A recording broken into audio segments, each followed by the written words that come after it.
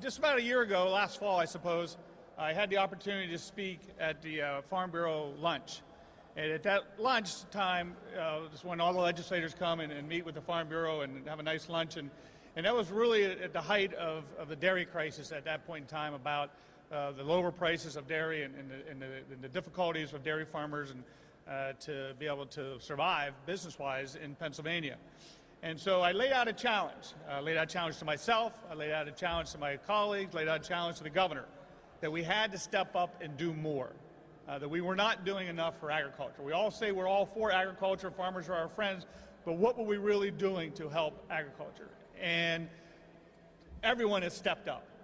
The governor with his Pennsylvania Farm Bill, the legislature with Farmers First legislation. We are, by the end of this week, going to have passed 13 pieces of legislation dealing with agriculture and trying to improve the way agriculture can operate here in Pennsylvania so they can be more profitable.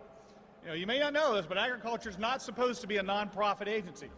All right? I mean, there are businesses, and it comes down to supply and demand, and it comes down to revenue in and bills out, and just like any other business.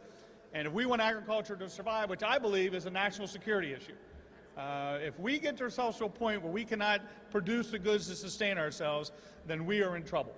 And Pennsylvania, with its long history of agriculture being its #1 industry, we need to take the lead and step up. And I just want to thank all the members of the General Assembly, my friends in the House, colleagues in the Senate, Republican and Democrat, for stepping up in a bipartisan way and getting all these pieces of legislation through.